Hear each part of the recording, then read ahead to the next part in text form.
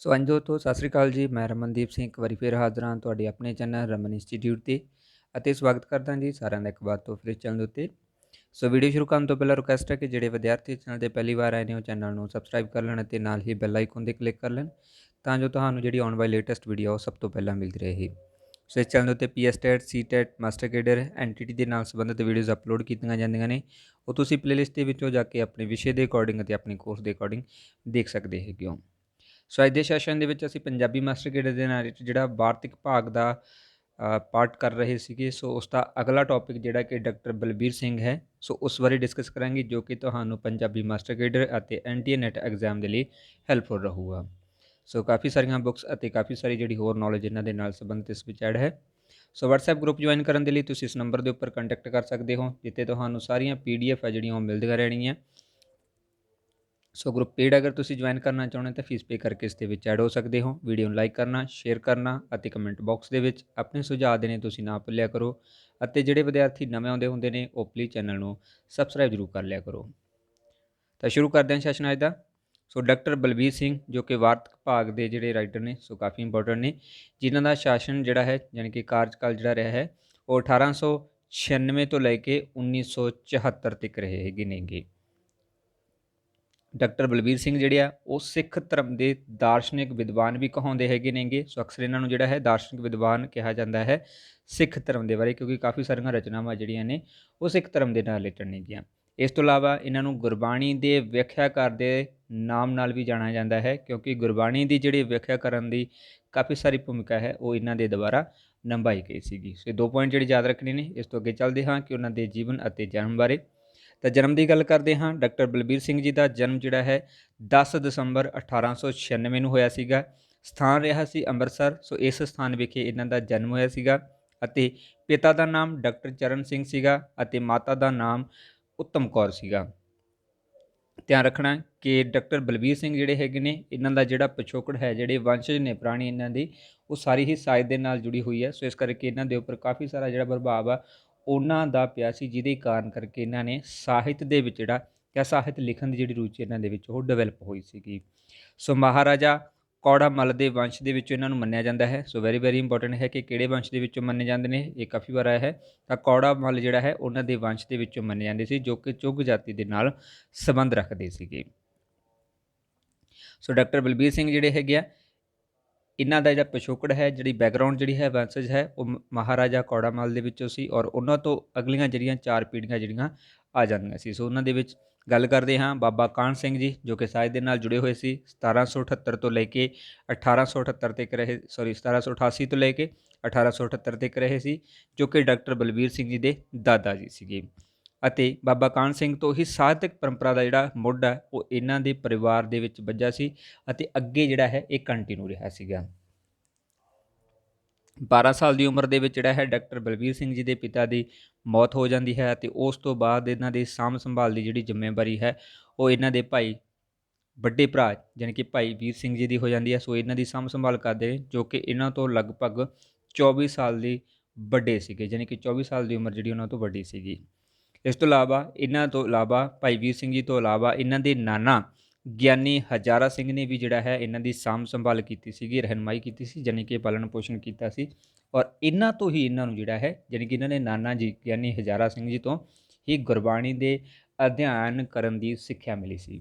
ਤੋਂ ਉੱਥੋਂ ਹੀ ਪ੍ਰੇਰਿਤ ਹੋ ਕੇ ਇਹਨਾਂ ਨੇ ਜਿਹੜੀਆਂ ਆਪਣੀਆਂ ਰਚਨਾਵਾਂ ਲਿਖਣੀਆਂ ਸ਼ੁਰੂ ਕੀਤੀਆਂ, ਜੋ ਕਿ ਗੁਰਬਾਣੀ ਦੇ ਰੂਪ ਦੇ ਵਿੱਚ ਜ਼ਿਆਦਾਤਰ ਯਾਨੀ ਕਿ ਗੁਰਬਾਣੀ ਦੇ ਵਿਆਖਿਆਕਾਰ ਦੇ ਰੂਪ ਦੇ ਵਿੱਚ ਜਾਣੀਆਂ ਜਾਂਦੀਆਂ ਸੀਗੀਆਂ। ਓਕੇ, ਸੋ ਇਸ ਇਹਨਾਂ ਦੇ ਜੀਵਨ ਬਾਰੇ ਅੱਗੇ ਗੱਲ ਕਰਦੇ ਹਾਂ ਕਿ ਇਹਨਾਂ ਨੇ ਸਿੱਖਿਆ ਜਿਹੜੀ ਹੈ ਉਹ ਕਿਹੜੀ ਹਾਸਲ ਕੀਤੀ ਸੀ, ਕਿਹੜੀਆਂ ਡਿਗਰੀਆਂ ਸੀ। ਸੋ ਸਨ 1915 ਦੇ ਵਿੱਚ ਇਹਨਾਂ ਨੇ 10ਵੀਂ ਪਾਸ ਕੀਤੀ ਸੀਗੀ ਅਤੇ ਇਸ ਤੋਂ ਬਾਅਦ 1919 ਦੇ ਵਿੱਚ ਖਾਲਸਾ ਕਾਲਜ ਅੰਮ੍ਰਿਤਸਰ ਤੋਂ ਇਹਨਾਂ ਨੇ BSc ਦਾ ਇਮਤਿਹਾਨ ਜਿਹੜਾ ਹੈ ਉਹ ਪਾਸ ਕਰ ਲਿਆ ਸੀਗਾ। ਇਸ ਤੋਂ ਬਾਅਦ ਇਹਨਾਂ ਨੇ 1921 ਦੇ ਵਿੱਚ ਸਰਕਾਰੀ ਕਾਲਜ ਲਾਹੌਰ ਤੋਂ MSc ਦੀ ਜਿਹੜੀ ਪ੍ਰੀਖਿਆ ਹੈ ਉਸ ਨੂੰ ਵੀ ਕੰਪਲੀਟ ਕਰ ਲਿਆ ਸੀ, ਪਾਸ ਕਰ ਲਿਆ ਸੀਗਾ। ਐਂਡ 1923 ਦੇ ਵਿੱਚ ਆਰਗੈਨਿਕ ਕੈਮਿਸਟਰੀ ਦੀ ਖੋਜ ਦੇ ਲਈ ਲੰਡਨ ਯੂਨੀਵਰਸਿਟੀ ਗਏ ਅਤੇ ਉੱਥੇ ਹੀ ਇਹਨਾਂ ਨੇ PhD ਦੀ ਜਿਹੜੀ ਡਿਗਰੀ ਸੀ ਉਹ ਹਾਸਲ ਕਰ ਲਈ ਸੀ, ਕੰਪਲੀਟ ਕਰ ਲਈ ਸੀਗੀ। ਇਸ ਤੋਂ ਬਾਅਦ imperial college of science and technology ਤੋਂ ਇਹਨਾਂ ਨੇ ਡਿਪਲੋਮਾ ਵੀ ਕੀਤਾ ਸੀ, ਜੋ ਕਿ ਸਾਇੰਸ ਦੇ ਨਾਲ ਰਿਲੇਟਡ ਸੀਗਾ। ਇਸ ਤੋਂ ਇਲਾਵਾ ਕਮਰਸ਼ੀਅਲ ਲਾਅ ਦਾ ਕੋਰਸ ਵੀ ਜਿਹੜਾ ਹੈ ਉਹ ਡਾਕਟਰ ਬਲਬੀਰ ਸਿੰਘ ਜੀ ਦੇ ਦੁਆਰਾ ਕੀਤਾ ਗਿਆ ਸੀ। ਸੋ ਇਹ ਇਹਨਾਂ ਕੋਲ ਡਿਗਰੀਆਂ ਸੀ ਜੋ ਕਿ ਸਿੱਖਿਆ ਦੇ ਮਾਧਿਅਮ ਤੋਂ ਜਾਂ ਸਿੱਖਿਆ ਦੇ ਰੂਪ ਦੇ ਵਿੱਚ ਜਾਣੀਆਂ ਜਾਂਦੀਆਂ ਨੇ ਇਹਨਾਂ ਦੀਆਂ। ਇਸ ਤੋਂ ਅੱਗੇ ਗੱਲ ਕਰਦੇ ਹਾਂ ਕਾਰਜ ਦੇ ਕਿ ਡਾਕਟਰ ਬਲਵੀਰ ਸਿੰਘ ਜੀ ਦੇ ਦੁਆਰਾ ਕਿਹੜੇ ਕਾਰਜ ਜਿਹੜੇ ਆ ਕੀਤੇ ਗਏ ਨੇ ਜੋ ਉਹਨਾਂ ਦੀ ਜ਼ਿੰਦਗੀ ਦੇ ਵਿੱਚ ਉਹਨੇ ਮੁੱਖ ਭੂਮਿਕਾ ਨਿਭਾਈਆਂ ਨੇ ਸਾਹਿਤ ਤੋਂ ਬਿਨਾਂ। ਸੋ ਪਹਿਲਾ ਕੰਮ, ਖਾਲਸਾ ਕਾਲਜ ਅੰਮ੍ਰਿਤਸਰ ਦੇ ਵਿੱਚ ਲੈਕਚਰਰ ਦੇ ਤੌਰ 'ਤੇ ਇਹਨਾਂ ਨੇ ਭੂਮਿਕਾ ਨਿਭਾਈ ਹੈ, ਯਾਨੀ ਕਿ ਲੈਕਚਰਰ ਰਹੇ ਸੀਗੇ। ਅਤੇ ਕੈਂਬਰਿਜ ਪ੍ਰੈਪਰੇਟਰੀ ਸਕੂਲ ਦੇ ਵਿੱਚ ਪ੍ਰਿੰਸੀਪਲ ਦੇ ਅਹੁਦੇ ਦੇ ਉੱਪਰ ਵੀ ਜਿਹੜਾ ਡਾਕਟਰ ਬਲਵੀਰ ਸਿੰਘ ਜੀ ਨੇ ਕੰਮ ਕੀਤਾ ਸੀਗਾ। 1937 ਦੇ ਵਿੱਚ ਪੰਜਾਬ ਐਂਡ ਸਿੰਧ ਬੈਂਕ ਦੇ ਵਿੱਚ ਮੈਨੇਜਿੰਗ ਡਾਇਰੈਕਟਰ ਦੀ ਭੂਮਿਕਾ ਵੀ ਜਿਹੜੀ ਹੈ ਇਹਨਾਂ ਦੇ ਦੁਆਰਾ ਨਿਭਾਈ ਗਈ ਸੀਗੀ। 1936 ਦੇ ਵਿੱਚ ਦੂਨ ਪਬਲਿਕ ਸਕੂਲ ਦੀ ਸਥਾਪਨਾ ਜਿਹੜੀ ਹੈ ਉਹ ਇਹਨਾਂ ਦੇ ਦੁਆਰਾ ਕੀਤੀ ਗਈ ਸੀ। ਵੈਰੀ ਇੰਪੋਰਟੈਂਟ ਹੈ, ਦੂਨ ਪਬਲਿਕ ਸਕੂਲ ਦੀ ਸਥਾਪਨਾ 1936 ਦੇ ਵਿੱਚ ਡਾਕਟਰ ਬਲਵੀਰ ਸਿੰਘ ਜੀ ਨੇ ਕੀਤੀ ਸੀ। ਚੀਫ ਖਾਲਸਾ ਦੀਵਾਨ ਅੰਮ੍ਰਿਤਸਰ ਦੇ ਆਜੀਵਨ ਮੈਂਬਰ ਦੇ ਰੂਪ ਦੇ ਵਿੱਚ ਵੀ ਇਹਨਾਂ ਨੇ ਭੂਮਿਕਾ ਨਿਭਾਈ ਹੈਗੀ। ਇਸ ਤੋਂ ਇਲਾਵਾ ਪੰਜਾਬੀ ਯੂਨੀਵਰਸਿਟੀ ਦੇ ਸ਼੍ਰੀ ਗੁਰੂ ਗ੍ਰੰਥ ਅਧਿਐਨ ਵਿਭਾਗ ਦੇ ਆਵੈਨਿਕ ਜਿਹੜੇ ਪ੍ਰੋਫੈਸਰ ਨੇ ਉਹ ਇਹਨਾਂ ਨੂੰ ਘੋਸ਼ਿਤ ਕੀਤਾ ਗਿਆ ਸੀਗਾ। ਨਿਰਕੁਤ ਸ਼੍ਰੀ ਗ੍ਰੰਥ ਸਾਹਿਬ ਦੇ ਸ਼੍ਰੀ ਗੁਰੂ ਗ੍ਰੰਥ ਸਾਹਿਬ ਦੇ ਸੰਪਾਦਕ ਰੂਪ ਦੇ ਵਿੱਚ ਵੀ ਇਹਨਾਂ ਨੇ ਜਿਹੜੇ ਕਾਰਜ ਉਹ ਕੀਤੇ ਗਏ ਹੈਗੇ ਨੇ ਗੇ। ਨੈਕਸਟ ਚੱਲਦੇ ਹਾਂ ਮਿੱਤਰ ਅਤੇ ਰਿਸ਼ਤੇਦਾਰ, ਕਿਉਂਕਿ ਇਹਨਾਂ ਦੇ ਜਿੰਨੇ ਵੀ ਮਿੱਤਰ ਰਿਸ਼ਤੇਦਾਰ ਸੀਗੇ ਜਾਂ ਇਹਨਾਂ ਦੇ ਜਿਹੜਾ ਵੰਸ਼ ਸੀਗਾ ਉਹ ਸਾਹਿਤ ਦੇ ਨਾਲ ਜੁੜਿਆ ਹੋਇਆ ਸੀ, ਸੋ ਇਸ ਕਰਕੇ ਉਸ ਬਾਰੇ ਵੀ ਜਿਹੜਾ ਹੈ ਡਿਸਕਸ ਕਰਨਾ ਜ਼ਰੂਰੀ ਹੈ। ਤਾਂ ਇਹਨਾਂ ਦੇ ਮਿੱਤਰ ਅਤੇ ਰਿਸ਼ਤੇਦਾਰਾਂ ਦੇ ਵਿੱਚ ਗੱਲ ਕਰੀਏ ਤਾਂ ਪ੍ਰੋਫੈਸਰ ਪੂਰਨ ਸਿੰਘ, ਡਾਕਟਰ ਖੁਦਾਦਾਦ, ਬੀਬੀ ਮਾਇਆ ਦੇਵੀ ਜੋ ਕਿ ਪਤਨੀ ਸੀਗੀ ਪ੍ਰੋਫੈਸਰ ਪੂਰਨ ਸਿੰਘ ਜੀ ਦੀ, ਅਤੇ ਭਾਈ ਵੀਰ ਸਿੰਘ, ਇਹ ਸਾਰੇ ਇਹਨਾਂ ਦੇ ਨਜ਼ਦੀਕੀ ਦੇ ਰਿਸ਼ਤੇਦਾਰ ਅਤੇ ਮਿੱਤਰ ਸੀਗੇ, ਜਿਨ੍ਹਾਂ ਤੋਂ ਇਹ ਪ੍ਰੇਰਿਤ ਹੋ ਕੇ ਇਹਨਾਂ ਨੇ ਰਚਨਾਵਾਂ ਜਿਹੜੀਆਂ ਨੇ ਉਹ ਲਿਖਣੀਆਂ ਸ਼ੁਰੂ ਕੀਤੀਆਂ ਸੀਗੀਆਂ। ਅਗਰ ਅਸੀਂ ਗੱਲ ਕਰੀਏ ਕਿ ਇਹਨਾਂ ਦੀਆਂ ਰਚਨਾਵਾਂ ਦੇ ਉੱਪਰ ਜਿਹੜਾ ਪ੍ਰਭਾਵ ਹੈ ਉਹ ਕਿਸ ਦੇ ਕਾਰਨ ਕਰਕੇ ਪਿਆ ਜਾਂ ਕਿਹੜੀਆਂ ਚੀਜ਼ਾਂ ਤੋਂ ਪ੍ਰਭਾਵ ਪਿਆ, ਤਾਂ ਉਹਦੇ ਵਿੱਚ ਪਹਿਲਾ ਕੰਮ ਆਉਂਦਾ ਹੈ ਸਿੰਘ ਸਭਾ ਲਹਿਰ। ਸੋ ਇਸ ਤੋਂ ਇਹ ਕਾਫੀ ਪ੍ਰਭਾਵਿਤ ਹੋਏ ਸੀ, ਜਿਸ ਤੋਂ ਪ੍ਰਭਾਵਿਤ ਹੋ ਕੇ ਇਹਨਾਂ ਨੇ ਕਾਫੀ ਸਾਰੀਆਂ ਰਚਨਾਵਾਂ ਇਸ ਦੇ ਨਾਲ ਰਿਲੇਟਿਡ ਵੀ ਲਿਖੀਆਂ ਸੀਗੀਆਂ। ਇਹਨਾਂ ਦੇ ਜਿੰਨੇ ਵੀ ਨਿਬੰਧ ਨੇ ਉਹਨਾਂ ਸਾਰਿਆਂ ਦਾ ਜਿਹੜਾ ਮੇਨ ਵਿਸ਼ਾ ਰਿਹਾ ਹੈ ਉਹ ਗੁਰਮਤਿ ਦਾ ਵਿਸ਼ਲੇਸ਼ਣ ਕਰਨਾ ਹੀ ਰਿਹਾ ਹੈਗਾ, ਯਾਨੀ ਕਿ ਗੁਰਮਤਿ ਗੁਰੂ ਦੇ ਨਾਲ ਸੰਬੰਧਿਤ ਧਾਰਮਿਕ ਸਿੱਖ ਧਰਮ ਦੇ ਨਾਲ ਸੰਬੰਧਿਤ ਜਿਹੜੀਆਂ ਕਿਤਾਬਾਂ ਨੇ ਉਹਨਾਂ ਦਾ ਵਿਸ਼ਲੇਸ਼ਣ ਕਰਨ ਦੇ ਉੱਪਰ ਹੀ ਜਿਹੜਾ ਇਹਨਾਂ ਨੇ ਯੋਗਦਾਨ ਪਾਇਆ ਹੈ। ਪਰ ਇਸ ਵਿਆਖਿਆ ਦਾ ਅਨੇਖੜਵਾਂਪਣ ਜਿਹੜਾ ਹੈ ਉਹ ਵਿਗਿਆਨਿਕ ਵੀ ਜਿਹੜਾ ਹੈ ਪਹੁੰਚ ਗਿਆ ਸੀ, ਯਾਨੀ ਕਿ ਵਿਗਿਆਨਿਕ ਤੌਰ ਦੇ ਉੱਪਰ ਵੀ ਇਹਨਾਂ ਨੇ ਲਿਖਣੇ ਸ਼ੁਰੂ ਕੀਤੇ ਸੀਗੇ। ਪਰ ਅੰਤ ਦੇ ਵਿੱਚ ਇਹਨਾਂ ਦੀ ਮੌਤ ਜਿਹੜੀ ਹੈ, ਦੇਹਾਂਤ ਜਿਹੜਾ ਹੈ ਉਹ 1 ਅਕਤੂਬਰ 1974 ਨੂੰ ਹੋ ਜਾਂਦਾ ਹੈਗਾ। ਸੋ ਇਸੇ ਦੇ ਨਾਲ ਹੀ ਸਾਨੂੰ ਇਹ ਵਿਛੋੜਾ ਦੇ ਜਾਂਦੇ ਹੈਗੇ ਨੇ ਕਿ ਨੈਕਸਟ ਹੈਗਾ ਸਨਮਾਨ। ਸੋ ਇਹਨਾਂ ਨੂੰ ਕਾਫੀ ਸਾਰੇ ਜਿਹੜੇ ਸਨਮਾਨ ਵੀ ਹੈ ਉਹ ਸਾਹਿਤ ਦੇ ਪੱਖੋਂ ਮਿਲੇ ਸੀਗੇ। ਸੋ ਪਹਿਲਾ ਸਨਮਾਨ ਜਿਹੜਾ ਹੈ 31 ਮਾਰਚ 1967 ਨੂੰ ਪੰਜਾਬ ਸਰਕਾਰ ਦੇ ਭਾਸ਼ਾ ਵਿਭਾਗ ਦੇ ਵੱਲੋਂ ਸਰਵੋਤਮ ਸਾਹਿਤਕਾਰ ਦੇ ਵਜੋਂ ਇਹਨਾਂ ਨੂੰ ਨਵਾਜ਼ਿਆ ਗਿਆ ਸੀਗਾ 1967 ਦੇ ਵਿੱਚ ਪੰਜਾਬ ਸਰਕਾਰ ਭਾਸ਼ਾ ਵਿਭਾਗ ਦੇ ਵੱਲੋਂ। ਦੂਸਰਾ 6 ਜਨਵਰੀ 1971 ਨੂੰ ਪੰਜਾਬੀ ਯੂਨੀਵਰਸਿਟੀ ਨੇ ਆਪ ਨੂੰ doctor of literature the degree ਦੀ ਜਿਹੜੀ ਹੈ ਉਹ ਵੀ ਪ੍ਰਦਾਨ ਕੀਤੀ ਸੀ। ਸੋ 2 ਅਵਾਰਡ ਜਿਹੜੇ ਹੈ ਜਾਂ 2 ਸਨਮਾਨ ਜਿਹੜੇ ਹੈ ਇਹਨਾਂ ਨੂੰ ਜ਼ਿੰਦਗੀ ਦੇ ਵਿੱਚ ਮਿਲੇ ਸੀਗੇ। ਨੈਕਸਟ ਹੈ ਡਾਕਟਰ ਬਲਵੀਰ ਸਿੰਘ ਜੀ ਦੇ ਦੁਆਰਾ ਰਚਿਤ ਸਾਹਿਤ। ਸੋ ਕਿਹੜੀਆਂ ਰਚਨਾਵਾਂ ਜਿਹੜੀਆਂ ਉਹ ਇਹਨਾਂ ਦੇ ਦੁਆਰਾ ਰਚਿਤ ਕੀਤੀਆਂ ਗਈਆਂ ਨੇ। ਸੋ ਪਹਿਲਾਂ ਸਮਝਾਂਗੇ ਕਿਹੜੀਆਂ ਸੀ ਔਰ ਉਸ ਤੋਂ ਬਾਅਦ ਆਪਾਂ ਉਹਨਾਂ ਦੀ ਜਿਹੜੀ ਹੈ ਐਕਸਪਲੇਨੇਸ਼ਨ ਸੰਖੇਪ ਰੂਪ ਦੇ ਵਿੱਚ ਸਮਝਣ ਦੀ ਕੋਸ਼ਿਸ਼ ਕਰਾਂਗੇ। ਸੋ ਪਹਿਲਾਂ ਗੱਲ ਕਰਦੇ ਹਾਂ ਨਿਬੰਧ ਸਾਹਿਤ। ਸੋ ਨਿਬੰਧ ਸਾਹਿਤ ਦੇ ਵਿੱਚ ਕਲਮ ਦੀ ਕਰਾਮਾਤ ਹੈ ਜੋ ਕਿ 1944 ਦੇ ਵਿੱਚ ਪ੍ਰਕਾਸ਼ਿਤ ਹੋਈ ਹੈ। ਦੂਸਰੀ ਰਚਨਾ ਹੈ ਲੰਬੀ ਨਜ਼ਰ ਜੋ ਕਿ 1959 ਦੇ ਵਿੱਚ ਪ੍ਰਕਾਸ਼ਿਤ ਹੋਈ ਹੈ। ਤੀਸਰੀ ਰਚਨਾ ਸੀਗੀ ਸ਼ੁੱਧ ਸਰੂਪ ਜਿਹੜੀ ਕਿ 1966 ਦੇ ਵਿੱਚ ਪ੍ਰਕਾਸ਼ਿਤ ਹੋਈ ਸੀਗੀ। ਚੌਥੀ ਰਚਨਾ ਸੀ ਰਾਗਮਾਲਾ ਦਾ ਸਵਾਲ ਤੇ ਯੋਧ ਕਵੀ ਅਤੇ ਅਲਾਮ, ਖਾਲਸਾ ਸਮਾਚਾਰ ਦੇ ਵਿੱਚ ਛਪਦੀ ਸੀ ਅੰਮ੍ਰਿਤਸਰ ਦੇ ਵਿੱਚੋਂ। 1969 ਦੇ ਵਿੱਚ ਇਸ ਨੂੰ ਪ੍ਰਕਾਸ਼ਿਤ ਕੀਤਾ ਸੀ। ਪੰਜਵੀਂ ਰਚਨਾ ਹੈ 94 ਨਿਬੰਧ ਜੋ ਕਿ ਸੰਪਾਦਿਤ ਸੀ ਅਤੇ 1996 ਦੇ ਵਿੱਚ ਇਸ ਨੂੰ ਪ੍ਰਕਾਸ਼ਿਤ ਕੀਤਾ ਗਿਆ ਸੀ। ਨੈਕਸਟ ਹੈ ਜੀਵਨੀ ਅਤੇ ਸਾਹਿਤ ਜੋ ਕਿ ਸਿਵਨੀ ਨਾਲ ਸੰਬੰਧਿਤ ਸੀ ਇਹਨਾਂ ਦੇ। ਸੋ ਪਹਿਲੀ ਰਚਨਾ ਹੈ ਇਹਦੇ ਵਿੱਚ ਸ਼੍ਰੀ ਚਰਨਹਾਰੇ ਵਿਸਤਾਰ, ਜਿਲਦ ਪਹਿਲੀ, ਸੈਂਚੀ ਬਰਨ, ਖਾਲਸਾ ਸਮਾਚਾਰ ਅੰਮ੍ਰਿਤਸਰ, ਦਸੰਬਰ 1945 ਦੇ ਵਿੱਚ ਦੂਜੀ ਵਾਰ ਪ੍ਰਕਾਸ਼ਿਤ ਹੋਈ ਸੀਗੀ। ਦੂਸਰੀ ਰਚਨਾ ਹੈ ਜੀਵਨ ਸਾਹਿਤ ਦੇ ਨਾਲ ਰਿਲੇਟਡ ਹੀ ਸ਼੍ਰੀ ਚਰਨਹਾਰੇ ਵਿਸਤਾਰ, ਜਿਲਦ ਪਹਿਲੀ, ਸੈਂਚੀ ਦੂਜੀ ਅਤੇ ਖਾਲਸਾ ਸਮਾਚਾਰ ਅੰਮ੍ਰਿਤਸਰ ਜੋ ਕਿ 1957 ਦੇ ਵਿੱਚ ਪ੍ਰਕਾਸ਼ਿਤ ਹੋਈ ਸੀਗੀ। ਤੀਸਰੀ ਰਚਨਾ ਸ਼੍ਰੀ ਚਰਨਹਾਰੇ ਵਿਸਤਾਰ, ਜਿਲਦ 2, ਖਾਲਸਾ ਸਮਾਚਾਰ ਅੰਮ੍ਰਿਤਸਰ ਜੋ ਕਿ 1941 ਦੇ ਵਿੱਚ ਪ੍ਰਕਾਸ਼ਿਤ ਹੋਈ ਸੀਗੀ। ਓਕੇ, ਨੈਕਸਟ ਹੈ ਸੰਪਾਦਿਤ ਸਾਹਿਤ ਜੋ ਕਿ ਇਹਨਾਂ ਨੇ ਸੰਪਾਦਿਤ ਕੀਤਾ। ਸੋ ਇਹਦੇ ਵਿੱਚ ਪਹਿਲੀ ਰਚਨਾ ਹੈ ਸੰਤਜਾ ਸ਼੍ਰੀ ਗੁਰੂ ਗ੍ਰੰਥ ਸਾਹਿਬ, ਜਿਲਦ ਪਹਿਲੀ, ਖਾਲਸਾ ਸਮਾਚਾਰ ਅੰਮ੍ਰਿਤਸਰ, ਫਰਵਰੀ 1958 ਦੇ ਵਿੱਚ ਪ੍ਰਕਾਸ਼ਿਤ ਹੋਈ। ਦੂਸਰੀ ਹੈ ਸੰਤਜਾ ਸ਼੍ਰੀ ਗੁਰੂ ਗ੍ਰੰਥ ਸਾਹਿਬ, ਜਿਲਦ ਦੂਜੀ, ਖਾਲਸਾ ਸਮਾਚਾਰ ਅੰਮ੍ਰਿਤਸਰ, ਅਕਤੂਬਰ 1958 58 ਦੇ ਵਿੱਚ ਪ੍ਰਕਾਸ਼ਿਤ ਹੋਈ। ਸੋ ਸਾਰਿਆਂ ਦੇ ਨਾਮ ਜਿਹੜੇ ਉਹ ਸੇਮ ਹੀ ਹੈਗੇ ਨੇਗੇ। ਸੋ ਤੀਸਰੀ ਰਚਨਾ ਜਿਹੜੀ ਹੈ ਜਿਲਦ 3 ਵਾਲੀ ਸੀਗੀ, ਇਸੇ ਦੇ ਅਧੀਨ ਹੀ, ਜੋ ਕਿ ਅਗਸਤ 1959 ਦੇ ਵਿੱਚ ਪ੍ਰਕਾਸ਼ਿਤ ਹੋਈ ਹੈ। ਅਤੇ ਚੌਥੀ ਰਚਨਾ ਸੀਗੀ ਅਕਤੂਬਰ 1960 ਦੇ ਵਿੱਚ ਪ੍ਰਕਾਸ਼ਿਤ ਹੋਈ ਹੈ। ਅਤੇ ਪੰਜਵੀਂ ਰਚਨਾ ਹੈ ਜਿਹੜੀ ਹੈ ਉਹ ਸੰਤ ਸ੍ਰੀ ਗੁਰੂ ਗ੍ਰੰਥ ਸਾਹਿਬ ਜਿਲਦ 5ਵੀਂ ਖਾਲਸਾ ਸਮਾਚਾਰ ਦੇ ਵਿੱਚ ਹੀ ਸੀ, ਅੰਮ੍ਰਿਤਸਰ ਤੋਂ ਹੀ ਪ੍ਰਕਾਸ਼ਿਤ ਹੋਈ ਸੀ, ਅਪ੍ਰੈਲ 1961 ਦੇ ਵਿੱਚ ਪ੍ਰਕਾਸ਼ਿਤ ਹੋਈ। ਛੇਵੀਂ ਰਚਨਾ ਹੈ ਸੰਤ ਜਾਂ ਸ੍ਰੀ ਗੁਰੂ ਗ੍ਰੰਥ ਸਾਹਿਬ ਜਿਲਦ 6ਵੀਂ, ਅੰਮ੍ਰਿਤਸਰ ਤੋਂ ਜੂਨ 1962 ਦੇ ਵਿੱਚ ਪ੍ਰਕਾਸ਼ਿਤ ਹੋਈ। ਅਤੇ ਸੱਤਵੀਂ ਰਚਨਾ ਜਿਹੜੀ ਹੈ ਸੰਪਾਦਕ ਦੇ ਨਾਲ ਰਿਲੇਟਡ, ਇਹ ਨਵੰਬਰ 1962 ਦੇ ਵਿੱਚ ਪ੍ਰਕਾਸ਼ਿਤ ਹੋਈ। ਤਾਂ ਟੋਟਲ ਜਿਹੜੀਆਂ ਸੰਪਾਦਕ ਪੁਸਤਕਾਂ ਨੇ ਸਾਰਿਆਂ ਦੇ ਨਾਮ ਜਿਹੜੇ ਸੇਮ ਨੇ, ਖਾਲਸਾ ਸਮਾਚਾਰ ਪੱਤਰ ਦੇ ਵਿੱਚ ਲੱਗਦੀਆਂ ਰਹੀਆਂ ਨੇ, ਅੰਮ੍ਰਿਤਸਰ ਤੋਂ ਹੀ ਲੱਗਦੀਆਂ ਰਹੀਆਂ ਸੀਗੀਆਂ, ਪ੍ਰਕਾਸ਼ਿਤ ਹੋਈਆਂ ਸੀਗੀਆਂ, ਅਤੇ ਸਾਰਿਆਂ ਦੀ ਜਿਹੜੀ ਡੇਟ ਆ ਉਹ ਮੈਂਸ਼ਨ ਕੀਤੀ ਹੈ। ਤਾਂ ਟੋਟਲ ਜਿਹੜੀਆਂ ਨੇ ਸੰਪਾਦਕ ਪੁਸਤਕਾਂ ਇਹਨਾਂ ਦੀਆਂ ਉਹ 8 ਨੇਗੀਆਂ, ਠੀਕ ਹੈ। ਸੋ ਇਸ ਚੀਜ਼ ਨੂੰ ਧਿਆਨ ਰੱਖਣਾ, 7 ਨੇਗੀਆਂ, ਉਸ ਚੀਜ਼ ਨੂੰ ਧਿਆਨ 'ਚ ਰੱਖਣਾ। ਨੈਕਸਟ ਰਚਨਾ ਹੈ ਕੋਸ਼ਕਾਰੀ ਸਾਹਿਤ। ਸੋ ਕੋਸ਼ਕਾਰੀ ਸਾਹਿਤ ਦੇ ਵਿੱਚ ਆਉਂਦਾ ਹੈ ਨਿਰਕੁਤ ਸ੍ਰੀ ਗੁਰੂ ਗ੍ਰੰਥ ਸਾਹਿਬ ਜਿਲਦ ਪਹਿਲੀ, ਪੰਜਾਬੀ ਯੂਨੀਵਰਸਿਟੀ ਪਟਿਆਲਾ ਦੇ ਵੱਲੋਂ 1972 ਦੇ ਵਿੱਚ ਪ੍ਰਕਾਸ਼ਿਤ ਕੀਤੀ। ਦੂਸਰੀ ਰਚਨਾ ਪੰਜਾਬੀ ਯੂਨੀਵਰਸਿਟੀ ਦੇ ਵੱਲੋਂ ਹੀ 1975 ਦੇ ਵਿੱਚ ਪ੍ਰਕਾਸ਼ਿਤ ਕੀਤੀ, ਸੋ ਇਹ ਕੋਸ਼ਕਾਰੀ ਸੀ। ਔਰ ਇਸ ਤੋਂ ਬਾਅਦ ਅਨੁਵਾਦਿਤ ਸਾਹਿਤ, ਜੋ ਕਿ ਇਹਨਾਂ ਨੇ ਅਨੁਵਾਦ ਕੀਤਾ। ਸੋ ਇਹਨਾਂ ਦੇ ਵਿੱਚ ਪਹਿਲੀ ਰਚਨਾ ਹੈ ਮਾਧਵਾ ਨਲ ਕਾਮਕੰਦਲਾ ਚਰਿਤਰ, ਸੰਸਕ੍ਰਿਤ ਤੋਂ ਅੰਗਰੇਜ਼ੀ ਦੇ ਵਿੱਚ ਇਸ ਨੂੰ ਅਨੁਵਾਦ ਕੀਤਾ ਸੀਗਾ, ਉੱਤਰ ਚੰਦ ਕਪੂਰ ਐਂਡ ਸੰਸ, ਦਿੱਲੀ ਦੇ ਵੱਲੋਂ 1953 ਦੇ ਵਿੱਚ ਇਸ ਨੂੰ ਪ੍ਰਕਾਸ਼ਿਤ ਕੀਤਾ ਸੀ। ਧਿਆਨ ਰੱਖਣਾ ਕਿ ਸੰਸਕ੍ਰਿਤ ਤੋਂ ਅੰਗਰੇਜ਼ੀ ਦੇ ਵਿੱਚ ਇਸ ਨੂੰ ਅਨੁਵਾਦ ਕੀਤਾ ਸੀਗਾ, ਟਰਾਂਸਲੇਟ ਕੀਤਾ ਸੀਗਾ। ਓਕੇ, ਨੋਟ ਜ਼ਰੂਰ ਧਿਆਨ ਰੱਖਣਾ ਕਿ ਕੁਛ ਇਸ ਦੇ ਵਿੱਚ ਹੋਰ ਜਾਣਕਾਰੀ ਹੈ। ਡਾਕਟਰ ਬਲਬੀਰ ਸਿੰਘ ਦੇ ਸਾਰੇ ਜਿਹੜੇ ਜਾਣੀ ਕਿ ਬਹੁਤ ਸਾਰੇ ਜਿਹੜੇ ਨਿਬੰਧ ਨੇ ਉਹ ਅਜਿਹੇ ਮਿਲਦੇ ਨੇ ਜਿਹੜੇ ਕਿ ਖਾਲਸਾ ਸਮਾਚਾਰ, ਪੰਚਵੰਡੀ ਸੰਦੇਸ਼, ਨਿਰਗੁਆਰੀਆਂ ਜਿਹੜੇ ਹੈ ਇਹਨਾਂ ਪੱਤਰਕਾਵਾਂ ਦੇ ਵਿੱਚ, ਇਹਨਾਂ ਅਖਬਾਰਾਂ ਦੇ ਵਿੱਚ ਉਹ ਛਪਦੇ ਰਹੇ ਸੀਗੇ, ਬਟ ਇਹ ਅਸੰਕਲਿਤ ਸੀਗੇ, ਜਾਣੀ ਕਿ ਇਹ ਸੰਕਲਿਤ ਨਹੀਂ ਹੋਏ ਸੀਗੇ, ਪ੍ਰਕਾਸ਼ਿਤ ਨਹੀਂ ਹੋਏ ਸੀਗੇ, ਬਟ ਇਹਨਾਂ ਦੇ ਵਿੱਚ ਛਪਦੇ ਰਹੇ ਨੇ, ਇਹਨਾਂ ਪੱਤਰਕਾਵਾਂ ਦੇ ਵਿੱਚ, ਮੈਗਜ਼ੀਨ ਦੇ ਵਿੱਚ। ਨੈਕਸਟ ਹੈ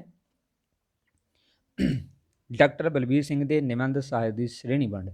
ਕਿਹੜੇ ਤਰ੍ਹਾਂ ਦੇ ਜਿਹੜੇ ਸਾਹਿਤ ਉਹਨਾਂ ਦੇ ਦੁਆਰਾ ਰਚਿਆ ਗਿਆ ਹੈ, ਉਹਨਾਂ ਦੀਆਂ ਕਿਸਮਾਂ।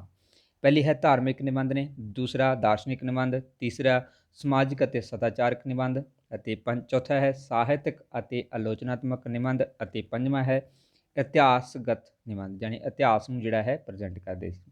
ਛੇਵੇਂ ਦੇ ਵਿੱਚ ਫੁਟਕਲ ਆਉਂਦੇ ਨੇ ਜਿਹੜੇ ਕਿ ਚਰਿਤਰਾਤਮਕ ਨਿਬੰਧ ਅਤੇ ਹੋਰ ਦੇ ਵਿੱਚ ਐਡ ਕੀਤੇ ਜਾਂਦੇ ਨੇ। ਜ਼ਿਆਦਾਤਰ ਧਾਰਮਿਕ ਦੇ ਉੱਪਰ ਇਹਨਾਂ ਨੇ ਫੋਕਸ ਕੀਤਾ ਸੀ, ਬਟ ਧਾਰਮਿਕ ਤੋਂ ਇਲਾਵਾ ਦਾਰਸ਼ਨਿਕ, ਸਮਾਜਿਕ, ਸਾਹਿਤ, ਇਤਿਹਾਸਕ, ਇਹ ਸਾਰਿਆਂ ਦੇ ਉੱਪਰ ਹੀ ਜਿਹੜਾ ਇਹਨਾਂ ਨੇ ਫੋਕਸ ਕੀਤਾ ਸੀ, ਇਹਨਾਂ ਨਾਲ ਰਿਲੇਟਡ ਸਾਹਿਤ ਨੂੰ ਰਚਿਆ ਸੀ। ਓਕੇ, ਤਾਂ ਪਹਿਲਾਂ ਗੱਲ ਕਰਦੇ ਹਾਂ ਧਾਰਮਿਕ ਨਿਬੰਧ। ਕਿਹੜੇ ਨਿਬੰਧ ਨੇਗੇ, ਕਿਹੜੀ ਪੁਸਤਕ ਦੇ ਵਿੱਚ ਐਡ ਨੇ, ਉਹ ਸਾਰਾ ਕੁਝ ਉਸ ਦੇ ਵਿੱਚ ਇਨਕਲੂਡ ਹੈ, ਅਤੇ ਟੌਪਿਕ ਕੀ ਰਿਹਾ ਹੈ ਉਹ ਵੀ ਇਹਦੇ ਵਿੱਚ ਇਨਕਲੂਡ ਕੀਤਾ ਹੋਇਆ ਹੈ। ਸੋ ਪਹਿਲੀ ਰਚਨਾ ਹੈ ਕਲਮ ਦੀ ਕਰਾਮਾਤ, ਜੋ ਕਿ ਧਾਰਮਿਕ ਨਿਬੰਧ ਮੰਨਿਆ ਜਾਂਦਾ ਹੈ ਇਸ ਦਾ। ਸੋ ਕਲਮ ਦੀ ਕਰਾਮਾਤ ਜਿਹੜੀ ਹੈ, ਇਸ ਦੇ ਵਿੱਚ ਇਹਨਾਂ ਨੇ ਕਲਮ ਦੀ ਕਰਾਮਾਤ ਨੂੰ ਜਿਹੜਾ ਹੈ ਪੇਸ਼ ਕੀਤਾ ਹੈ ਕਿ ਕਲਮ ਦੇ ਵਿੱਚ ਕਿੰਨੀ ਜਿਹੜੀ ਹੈ ਸ਼ਕਤੀ ਹੁੰਦੀ ਹੈ, ਕਰਾਮਾਤ ਹੁੰਦੀ ਹੈ, ਮੀਨਜ਼ ਕਿ ਸਾਹਿਤ ਜਿਹੜਾ ਹੈ ਉਹ ਕਿਸ ਤਰ੍ਹਾਂ ਦਾ ਪ੍ਰਭਾਵ ਕਿਸੇ ਵਿਅਕਤੀ ਦੇ ਉੱਪਰ ਪਾ ਸਕਦਾ ਹੈ। ਇਸ ਨੂੰ ਐਕਸਪਲੇਨ ਕਰਨ ਦੇ ਲਈ ਇਹਨਾਂ ਨੇ ਇੱਕ ਐਗਜ਼ਾਮਪਲ ਲੈਤੀ ਹੈ, ਜਿਹੜੀ ਕਿ ਗੁਰੂ ਗੋਬਿੰਦ ਸਿੰਘ ਜੀ ਦੀ ਹੈ, ਜਿਹੜੀ ਕਿ ਜਾਫਰਨਾਮਾ ਖੱਤ ਸੀਗਾ ਉਸ ਨੂੰ ਪ੍ਰੈਜ਼ੈਂਟ ਕੀਤਾ ਹੈ, ਕਿਉਂਕਿ ਉਸ ਖੱਤ ਦੇ ਨਾਲ, ਉਸ ਜਾਫਰਨਾਮਾ ਦੇ ਨਾਲ ਔਰੰਗਜ਼ੇਬ ਦੇ ਉੱਪਰ ਕੀ ਪ੍ਰਭਾਵ ਪਿਆ ਸੀ ਉਸ ਨੂੰ ਪੇਸ਼ ਕੀਤਾ ਹੈ। ਸੋ ਇਸੇ ਤਰੀਕੇ ਨਾਲ ਇਹਨਾਂ ਨੇ ਕਲਮ ਦੀ ਕਰਾਮਾਤ ਨੂੰ ਜਿਹੜਾ ਹੈ ਪੇਸ਼ ਕੀਤਾ ਹੈ ਕਿ ਕਲਮ ਜਿਹੜੀ ਹੈ ਉਹ ਕਿੰਨਾ ਇਫੈਕਟ ਕਿਸੇ ਪਰਸਨ ਦੇ ਉੱਪਰ ਪਾ ਸਕਦੀ ਹੈ, ਜਿਸ ਦਾ ਅੰਦਾਜ਼ਾ ਅਸੀਂ ਔਰੰਗਜ਼ੇਬ ਤੋਂ ਲਗਾ ਸਕਦੇ ਹੈਗੇ ਹਾਂ। ਦੂਸਰੀ ਰਚਨਾ ਹੈ ਕਲਮ ਦੀ ਕਰਾਮਾਤ ਦੇ ਵਿੱਚ ਸ਼੍ਰੀ ਗੁਰੂ ਨਾਨਕ ਦੇਵ ਜੀ। ਸੋ ਇਸ ਦੇ ਵਿੱਚ ਇਹਨਾਂ ਨੇ ਗੁਰੂ ਨਾਨਕ ਦੇਵ ਜੀ ਦੇ ਜੀਵਨ ਕਾਲ ਨੂੰ 3 ਭਾਗਾਂ ਦੇ ਵਿੱਚ ਵੰਡ ਕੇ ਸੰਖੇਪ ਚਰਚਾ ਜਿਹੜੀ ਹੈ ਉਹ ਕੀਤੀ ਹੈ ਇਸ ਦੇ ਵਿੱਚ। ਇਸ ਤੋਂ ਅਗਲਾ ਨਿਬੰਧ ਜਿਹੜਾ ਹੈ ਉਹ ਸ਼੍ਰੀ ਗੁਰੂ ਅਰਜਨ ਦੇਵ ਜੀ ਹੈ। ਸੋ ਇਸ ਦੇ ਵਿੱਚ ਇਹਨਾਂ ਨੇ ਗੁਰੂ ਅਰਜਨ ਦੇਵ ਜੀ ਦੇ ਦੁਆਰਾ ਜੋ ਬਾਣੀ ਰਚੀ ਗਈ ਸੀ ਉਸ ਦੇ ਵੇਰਵੇ ਬਾਰੇ ਜਾਣਕਾਰੀ ਦਿੱਤੀ ਹੈ, ਉਹਨਾਂ ਦੇ ਸੰਪਾਦਨ ਕਾਰਜ ਬਾਰੇ ਜਿਹੜੀ ਜਾਣਕਾਰੀ ਦਿੱਤੀ ਹੈ ਕਿ ਕਿਵੇਂ ਉਹਨਾਂ ਨੇ ਜਿਹੜਾ ਸੰਪਾਦਨ ਕੀਤਾ ਸੀ, ਅਤੇ ਉਹਨਾਂ ਦੇ ਜੀਵਨ ਸੰਦੇਸ਼ ਨੂੰ ਵੀ ਜਿਹੜਾ ਹੈ ਪਾਠਕਾਂ ਤੱਕ ਜਿਹੜਾ ਹੈ ਪਹੁੰਚਾਉਣ ਦੀ ਕੋਸ਼ਿਸ਼ ਕੀਤੀ ਹੈ। ਅਗਲੀ ਰਚਨਾ ਹੈ ਕਲਾ ਕੌਸ਼ਲ ਦੀ ਕੋਠਾਲੀ। ਸੋ ਇਸ ਰਚਨਾ ਦੇ ਵਿੱਚ ਅਗਰ ਗੱਲ ਕਰੀਏ ਜਾਂ ਇਸ ਨਿਬੰਧ ਦੀ ਗੱਲ ਕਰੀਏ ਤਾਂ ਇਸ ਨੂੰ 25 ਦਸੰਬਰ 1941 ਦੇ ਵਿੱਚ ਇੱਕ ਸਪੀਚ ਦੇ ਰੂਪ ਦੇ ਵਿੱਚ ਦਿੱਲੀ ਰੇਡੀਓ ਸਟੇਸ਼ਨ ਤੋਂ ਬ੍ਰੌਡਕਾਸਟ ਕੀਤਾ ਗਿਆ ਸੀ, ਯਾਨੀ ਕਿ ਪ੍ਰੈਜ਼ੈਂਟ ਕੀਤਾ ਗਿਆ ਸੀਗਾ, ਅਤੇ ਉਸੇ ਤੋਂ ਹੀ ਜਿਹੜਾ ਹੈ ਇਸ ਨੂੰ ਐਡ ਕਰ ਦਿੱਤਾ ਗਿਆ ਸੀ ਰਚਨਾ ਦੇ ਵਿੱਚ, ਜੋ ਕਿ ਧਾਰਮਿਕ ਰੂਪ ਦੇ ਵਿੱਚ ਸੀਗੀ, ਜਿਹਦਾ ਮੁੱਖ ਵਿਸ਼ਾ ਸੀ ਸਿੱਖਾਂ ਦੇ 10ਵੇਂ ਗੁਰੂ ਗੋਬਿੰਦ ਸਿੰਘ ਜੀ ਦੇ ਜੀਵਨ ਦੇ ਵੱਖ-ਵੱਖ ਪੱਖਾਂ 'ਤੇ ਚਾਨਣਾ ਪਾਉਣਾ ਅਤੇ ਲੋਕਾਂ ਨੂੰ ਉਸ ਤੋਂ ਜਾਣੂ ਕਰਵਾਉਣਾ। ਅਗਲੀ ਰਚਨਾ ਜਿਹੜੀ ਕਿ ਕਲਮ ਦੀ ਕਰਾਮਾਤ ਦੇ ਵਿੱਚ ਹੀ ਹੈ, ਆਦਰਸ਼ ਦੀ ਸ਼ਕਤੀ। ਸੋ ਆਦਰਸ਼ ਬਾਰੇ ਜਿਹੜਾ ਹੈ ਇਹਨਾਂ ਨੇ ਪੇਸ਼ ਕੀਤਾ ਸੀ, ਸਿੱਖ ਧਰਮ ਦੇ ਆਦਰਸ਼ ਦੀ ਗੌਰਵਤਾ ਨੂੰ ਪੇਸ਼ ਕਰਦੇ ਹੈਗੇ ਨੇ ਕਿ ਕਿਸ ਤਰੀਕੇ ਨਾਲ ਉਹਨਾਂ ਦੇ ਜਿਹੜੇ ਆਦਰਸ਼ ਨੇ ਔਰ ਚੰਗੇ ਜਿਹੜੇ ਦੱਸੇ ਹੈ ਗੁਣ ਉਹਨਾਂ ਦੇ, ਉਹਨਾਂ ਸਾਰਿਆਂ ਦੇ ਉੱਪਰ ਚਾਨਣਾ ਪਾਇਆ ਹੈ। ਇਸ ਤੋਂ ਅਗਲੀ ਰਚਨਾ ਹੈ ਨਿਬੰਧ ਜਿਹੜਾ ਹੈ ਕਲਮ ਦੀ ਕਰਾਮਾਤ ਦੇ ਵਿੱਚ, ਉਸ ਦੇ ਵਿੱਚ ਅਗਲੀ ਰਚਨਾ ਹੈ ਕਰਮਨਾਮ। ਸੋ ਇਸ ਦੇ ਵਿੱਚ ਇਹਨਾਂ ਨੇ ਗੱਲ ਕੀਤੀ ਹੈ ਪਰਮਾਤਮਾ ਦੇ ਕਰਮਨਾਮਾਂ ਸੰਬੰਧੀ ਕੀਤੀ ਨਿੱਜੀ ਚਰਚਾ 'ਤੇ ਉਸਾਰਿਆ ਹੋਇਆ ਨਿਬੰਧ। ਪਰਮਾਤਮਾ ਦੇ ਕਰਮਨਾਮਾਂ ਦੇ ਉੱਪਰ, ਪਰਮਾਤਮਾ ਦੇ ਉੱਪਰ ਜਿਹੜਾ ਹੈ ਇਹਨਾਂ ਨੇ ਗੱਲ ਕੀਤੀ ਹੈ। ਅਗਲੀ ਰਚਨਾ ਹੈ ਸ਼ੁੱਧ ਸਰੂਪ, ਜਿਹੜੀ ਕਿ ਧਾਰਮਿਕ ਰੂਪ ਦੇ ਵਿੱਚ ਆਉਂਦੀ ਹੈ, ਧਾਰਮਿਕ ਨਿਬੰਧਾਂ ਦੇ ਵਿੱਚ ਹੀ ਆਉਂਦੀ ਹੈਗੀ ਆ। ਇਹਦੇ ਵਿੱਚ ਪਹਿਲੀ ਰਚਨਾ ਹੈ ਜਾਂ ਪਹਿਲਾ ਨਿਬੰਧ ਹੈ ਸ਼ੁੱਧ ਰੂਪ। ਸੋ ਇਸ ਦਾ ਜਿਹੜਾ ਉਦੇਸ਼ ਹੈ ਉਹ ਮਨੁੱਖੀ ਸਰੂਪ ਨੂੰ ਜਾਨਵਰਾਂ ਖਸਲੀਆਂ ਤੋਂ ਮੁਕਤ ਹੋ ਕੇ ਜਾਂ ਮੁਕਤ ਕਰਾ ਕੇ ਸ਼ੁੱਧ ਰੂਪ ਬਣਨ ਦਾ ਉਪਦੇਸ਼ ਦਿੱਤਾ ਹੈ। ਮਨੁੱਖ ਦੇ ਵਿੱਚ ਜਿਹੜੀ ਜਾਨਵਰ ਵਰਗੀ ਪ੍ਰਵਿਰਤੀ ਹੈ ਉਸ ਤੋਂ ਮੁਕਤ ਹੋਣ ਦਾ ਸੰਦੇਸ਼ ਇਸ ਨਿਬੰਧ ਦੇ ਵਿੱਚ ਦਿੱਤਾ ਗਿਆ ਹੈ। ਅਗਲੀ ਰਚਨਾ ਹੈ ਲੰਬੀ ਨਾਦਰ। ਸੋ ਇਸ ਦਾ ਜਿਹੜਾ ਇਸ ਦੇ ਵਿੱਚ ਨਿਬੰਧ ਜਿਹੜੇ ਸ਼ਾਮਲ ਨੇ ਉਹ ਪਹਿਲਾ ਹੈ ਰਬਾਬ। ਸੋ ਰਬਾਬ ਦੇ ਵਿੱਚ ਇਹਨਾਂ ਨੇ ਗੱਲ ਕੀਤੀ ਹੈ ਕਿ ਜੀਵਨ ਜਿਹੜੇ ਵਿੱਚ ਜਿਹੜਾ ਹੈ ਸੰਗੀਤ ਦੀ ਮਹੱਤਤਾ ਨੂੰ ਪੇਸ਼ ਕੀਤਾ ਹੈ, ਖਾਸ ਤੌਰ 'ਤੇ ਧਾਰਮਿਕ ਜੀਵਨ ਦੇ ਵਿੱਚ ਇਹਨਾਂ ਨੇ ਸੰਗੀਤ ਨੂੰ ਬੜੇ ਅੱਛੇ ਤਰੀਕੇ ਨਾਲ ਪ੍ਰੈਜੈਂਟ ਕੀਤਾ ਹੈ ਕਿ ਹਰ ਇੱਕ ਜ਼ਿੰਦਗੀ ਦੇ ਵਿੱਚ, ਹਰ ਇੱਕ ਜੀਵਨ ਦੇ ਵਿੱਚ ਸੰਗੀਤ ਜ਼ਰੂਰੀ ਹੈ, ਬਟ ਖਾਸ ਤੌਰ 'ਤੇ ਧਾਰਮਿਕ ਰੂਪ ਦੇ ਵਿੱਚ ਇਹਨਾਂ ਨੇ ਗੱਲ ਕੀਤੀ ਸੀਗੀ। ਅਗਲੀ ਰਚਨਾ ਹੈ ਲੰਬੀ ਨਦਰ, ਜੋ ਕਿ ਲੰਬੀ ਨਦਰ ਰਚਨਾ ਦੇ ਵਿੱਚ ਹੀ ਸ਼ਾਮਲ ਹੈ ਨਿਬੰਧ। ਸੋ ਇਸ ਦੇ ਵਿੱਚ ਗੱਲ ਕੀਤੀ ਇਹਨਾਂ ਨੇ ਧਰਮ ਅਤੇ ਨਦਰ, ਇਹਨਾਂ ਦੋਨਾਂ ਚੀਜ਼ਾਂ ਨੂੰ ਪ੍ਰਭਾਵਿਤ ਕੀਤਾ ਹੈ ਕਿ ਧਰਮ ਕੀ ਹੈ ਅਤੇ ਨਦਰ ਕੀ ਹੈ। ਸੋ ਧਰਮ ਨੂੰ ਇਹਨਾਂ ਨੇ ਦੱਸਿਆ ਹੈ ਕਿ ਫਰਜ਼ ਦੇ ਵਜੋਂ ਪ੍ਰੈਜ਼ੈਂਟ ਕੀਤਾ ਹੈ ਕਿ ਧਰਮ ਇੱਕ ਪਰਸਨ ਦਾ ਜਿਹੜਾ ਫਰਜ਼ ਹੁੰਦਾ ਹੈ, ਅਤੇ ਨਦਰ ਨੂੰ ਗੱਲ ਕੀਤੀ ਹੈ ਨਜ਼ਰ ਦੇ ਵੱਲੋਂ ਕਿ ਨਜ਼ਰ ਜਿਹੜੀ ਹੈ ਉਹ ਕਿਸ ਤਰ੍ਹਾਂ ਦੀ ਹੋਣੀ ਚਾਹੀਦੀ ਹੈ। ਸੋ ਉਸ ਨੂੰ ਜਿਹੜਾ ਹੈ ਪੇਸ਼ ਕੀਤਾ ਹੈ। ਅਗਲੀ ਰਚਨਾ ਹੈ ਲੰਬੀ ਨਾਦਰ ਦੇ ਵਿੱਚ ਪ੍ਰਾਰਥਨਾ। ਸੋ ਇਸ ਦੇ ਵਿੱਚ ਗੱਲ ਕੀਤੀ ਹੈ ਕਿ ਸਿੱਖ ਧਰਮ ਦੇ ਵਿੱਚ ਜਿਹੜੇ ਹੈ ਅਰਦਾਸ ਦੇ ਮਹੱਤਵ ਨੂੰ ਦੱਸਿਆ ਹੈ ਕਿ ਜਿਹੜੇ ਸਿੱਖ ਧਰਮ ਦੇ ਅਨੁਯਾਈ ਨੇ ਉਹ ਹਰ ਕੰਮ ਜਾਣੀ ਕਿ ਖੁਸ਼ੀ ਗਮੀ ਹਰ ਸਮੇਂ ਜਿਹੜਾ ਕਹਿ ਸਕਦੇ ਹੈਗੇ ਆਂਗੇ ਅਰਦਾਸ ਕਰਦੇ ਨੇ, ਖਾਸ ਤੌਰ 'ਤੇ ਜਨਮ, ਮੌਤ, ਵਿਆਹ, ਜੰਗ, ਇਹਨਾਂ ਸਾਰੇ ਸਮਿਆਂ ਦੇ ਉੱਪਰ ਸਿੱਖ ਧਰਮ ਦੇ ਜਿੰਨੇ ਵੀ ਅਨੁਯਾਈ ਨੇਗੇ ਉਹ ਹਰ ਵਾਰ ਜਿਹੜਾ ਹੈ ਅਰਦਾਸ ਕਰਦੇ ਨੇ ਤਾਂ ਕਿ ਉਹਨਾਂ ਦੇ ਕੰਮ ਦੇ ਵਿੱਚ ਉਸ ਨੂੰ ਸਫਲਤਾ ਮਿਲ ਸਕੇ। ਅਗਲਾ ਨਿਬੰਧ ਜਿਹੜਾ ਹੈ ਲੰਬੀ ਨਾਦਰ ਦੇ ਵਿੱਚ ਉਹ ਹੈ ਬਾਬਾ ਰਕਤਦੇਵ। ਸੋ ਇਸ ਦੇ ਵਿੱਚ ਇਹਨਾਂ ਨੇ ਗੱਲ ਕੀਤੀ ਹੈ ਕਰਾਮਾਤ ਦੀ ਵਿਆਖਿਆ ਦੀ, ਕਿਉਂਕਿ ਸਿੱਖ ਧਰਮ ਦੇ ਵਿੱਚ ਜਿਹੜਾ ਹੈ ਕਿਸੇ ਵੀ ਤਰ੍ਹਾਂ ਦੀ ਕਰਾਮਾਤ ਨੂੰ ਜਿਹੜਾ ਹੈ ਸ਼ਾਮਲ ਨਹੀਂ ਕੀਤਾ ਗਿਆ ਹੈ, ਬਟ ਇਹਨਾਂ ਨੇ ਉਸੇ ਤਰੀਕੇ ਦੇ ਨਾਲ ਹੀ ਬਾਬਾ ਰਕਤਦੇਵ ਦਾ ਜਿਹੜੀ ਹੈ ਵਿਰੋਧ ਕੀਤਾ ਸੀਗਾ ਕਿ ਕਰਾਮਾਤ ਨਾਂ ਦੀ ਕੋਈ ਚੀਜ਼ ਜਿਹੜੀ ਨਹੀਂ ਹੈਗੀ। ਲੇਖਕ ਨੇ ਗੁਰਮਤਿ ਆਸ਼ੇ ਦੇ ਅਨੁਕੂਲ ਬਾਬਾ ਰਕਤਦੇਵ ਨਾਮੀ ਮਿਥਿਕ ਪਾਤਰ ਦੀ ਸਾਹ ਦੇ ਨਾਲ ਕਰਾਮਾਤ ਨੂੰ ਜਿਹੜਾ ਹੈ ਪ੍ਰਭਾਵਿਤ ਕੀਤਾ ਹੈ। ਸੋ ਇਸ ਨੂੰ ਧਿਆਨ ਰੱਖਣਾ। ਓਕੇ, ਅਗਲੀ ਰਚਨਾ ਹੈ ਸੇਵ ਕਮਾਈ। ਸੋ ਗੁਰਮਤਿ ਦੀ ਸੇਵਾ ਦੇ ਆਦਰਸ਼ਾਂ ਦੀ ਵਿਆਖਿਆ ਕੀਤੀ ਹੈਗੀ ਹੈ ਕਿ ਕਿਸ ਤਰੀਕੇ ਦੇ ਨਾਲ ਜਿਹੜੀ ਸਾਨੂੰ ਸੇਵਾ ਕਰਨੀ ਚਾਹੀਦੀ ਹੈਗੀ ਹੈ। ਅਗਲੀ ਰਚਨਾ ਹੈ ਲੰਬੀ ਨਾਦਰ ਦੇ ਵਿੱਚ ਹੀ ਚੰਦਰਹਾਸ। ਸੋ ਇਸ ਰਚਨਾ ਦੇ ਵਿੱਚ ਉਹਨਾਂ ਨੇ ਗੱਲ ਕੀਤੀ ਹੈ ਇੱਕ ਬਿਰਤਾਂਤਿਕ ਨਿਬੰਧ। ਸੋ ਇੱਕ ਬਿਰਤਾਂਤਿਕ ਨਿਬੰਧ ਜਿਹੜਾ ਹੈ ਉਸ ਬਾਰੇ ਇਹਨਾਂ ਨੇ ਗੱਲ ਕੀਤੀ ਹੈ, ਜਾਣੀ ਕਿ ਉਸ ਤਰ੍ਹਾਂ ਦਾ ਜਿਹੜਾ ਲੇਖ ਹੈ ਨਿਬੰਧ ਹੈ। ਇਸ ਨਿਬੰਧ ਰਾਹੀਂ ਉਹਨਾਂ ਨੇ ਦੋ ਤਰ੍ਹਾਂ ਦੇ ਵਿਸ਼ਵਾਸਾਂ ਨੂੰ ਪੱਕਾ ਕੀਤਾ ਹੈ ਜੋ ਕਿ ਸਿੱਖ ਧਰਮ ਦੇ ਵਿੱਚ ਹੀ ਸ਼ਾਮਲ ਨੇ। ਇੱਕ ਹੈ ਕਰ ਭਲਾ ਹੋ ਭਲਾ, ਅੰਤ ਭਲੇ ਦਾ ਭਲਾ। ਸੋ ਇਹੀ ਪਹਿਲਾ ਇਹਦੇ ਵਿੱਚ ਆ ਜਾਂਦਾ ਹੈ, ਦੋ ਵਿਸ਼ਵਾਸ ਨੇ। ਦੂਸਰਾ ਵਿਸ਼ਵਾਸ ਹੈ ਜੋ ਜਾ ਕੋ ਰਾਖੇ ਸਾਈਆਂ ਮਾਰ ਸਕੇ ਨਾ ਕੋਈ, ਯਾਨੀ ਕਿ ਜਿਹੋ ਜਿਹਾ ਅਸੀਂ ਭਲਾ ਕਰਾਂਗੇ ਉਹੋ ਜਿਹਾ ਸਾਡਾ ਭਲਾ ਹੋ ਜਾਊਗਾ। ਠੀਕ ਹੈ, ਜੇਕਰ ਸਾਈਂ ਰੱਖੇ, ਪਰਮਾਤਮਾ ਰੱਖੇਗਾ ਤਾਂ ਅਸੀਂ ਬਚ ਜਾਵਾਂਗੇ, ਨਹੀਂ ਸਾਨੂੰ ਕੋਈ ਬਚਾਉਣ ਵਾਲਾ ਨਹੀਂ ਹੈਗਾ। ਸੋ ਇਹ ਦੋ ਵਿਸ਼ਵਾਸ ਜਿਹੜੇ ਹੈ ਚੰਦਰਹਾਸ ਦੇ ਵਿੱਚ ਇਹਨਾਂ ਨੇ ਪ੍ਰੈਜੈਂਟ ਕੀਤੇ ਨੇ, ਜੋ ਕਿ ਲੰਬੀ ਨਾਦਰ ਦਾ ਹੀ ਨਿਬੰਧ ਹੈ। ਨੈਕਸਟ ਰਚਨਾ ਹੈ ਆਸੰਕਲਤ, ਜਿਹੜੀ ਕਿ ਆਸੰਕਲਤ ਦੇ ਵਿੱਚ ਆਉਂਦੀ ਹੈ। ਇਹਦੇ ਵਿੱਚ ਪਹਿਲਾ ਨਿਬੰਧ ਹੈ ਸਿੱਖੀ ਦੇ ਸਿਧਾਂਤਕ ਅਸੂਲ। ਸੋ ਨਿਬੰਧ 29 ਜੂਨ 1964 ਨੂੰ ਸਿੰਘ ਸਭਾ ਲਹਿਰ ਦਾਦਰ ਬੰਬਈ ਵਿਖੇ ਦਿੱਤੇ ਇੱਕ ਭਾਸ਼ਣ ਦਾ ਹੀ ਵਿਸਤਾਰਤ ਰੂਪ ਹੈ, ਉਸ ਨੂੰ ਹੀ ਇਸ ਦੇ ਵਿੱਚ ਐਡ ਕੀਤਾ ਹੈ, ਜੋ ਕਿ ਪੰਚਵਟੀ ਸੰਦੇਸ਼ ਦੇ ਅਕਤੂਬਰ 1981 ਦੇ ਅੰਕ ਦੇ ਵਿੱਚ ਛਪਿਆ ਸੀਗਾ। ਜਾਂ ਸੰਕਲਪ ਦੇ ਵਿੱਚ ਆਉਂਦੇ ਆ, ਪਹਿਲਾਂ ਹੀ ਦੱਸ ਚੁੱਕਿਆ ਮੈਂ ਤੁਹਾਨੂੰ। ਨਿਬੰਧ ਦੇ ਵਿੱਚ ਸਿੱਖ ਧਰਮ ਦੀਆਂ ਕਦਰਾਂ ਕੀਮਤਾਂ ਨੂੰ ਘੜਿਆ ਗਿਆ ਹੈ, ਜਿਨ੍ਹਾਂ ਨੂੰ ਅਪਣਾ ਕੇ ਬਾਕੀ ਕੌਮਾਂ ਹਰਮਨ ਪਿਆਰਤਾ ਜਿਹੜੀਆਂ ਉਹ ਖੱਟ ਰਹੀਆਂ ਨੇ। ਸੋ ਇਸ ਬਾਰੇ ਬੜੇ ਤਰੀਕੇ ਦੇ ਨਾਲ ਇਹਨਾਂ ਨੇ ਇਸ ਦੇ ਵਿੱਚ ਪ੍ਰੈਜੈਂਟ ਕੀਤਾ ਸੀ। ਅਗਲੀ ਰਚਨਾ ਹੈ ਆਸੰਕਲਪ ਦੇ ਨਿਬੰਧ ਭੁਜੰਗੀਆਂ ਦੀ ਲਹਿਰ। ਭੁਜੰਗੀਆਂ ਦੀ ਲਹਿਰ। ਸੋ ਨਿਬੰਧ ਜਿਹੜਾ ਹੈ ਗੁਰਦੁਆਰਾ ਡਾਲਨਵਾਲਾ ਵਿਖੇ ਗੁਰੂ ਗੋਬਿੰਦ ਸਿੰਘ ਜੀ ਦੇ ਪ੍ਰਕਾਸ਼ ਉਤਸਵ ਦੇ ਉੱਤੇ ਦਿੱਤਾ ਗਿਆ ਭਾਸ਼ਣ ਸੀਗਾ, ਜੋ ਕਿ ਪੰਚਵਟੀ ਸੰਦੇਸ਼ ਦੇ ਵਿੱਚ ਹੀ ਪ੍ਰਕਾਸ਼ਿਤ ਹੋਇਆ ਸੀ। ਅਪ੍ਰੈਲ ਜੂਨ 1994 ਦੇ ਅੰਕ ਦੇ ਵਿੱਚ ਇਸ ਨੂੰ ਪ੍ਰਕਾਸ਼ਿਤ ਕੀਤਾ ਗਿਆ ਸੀ।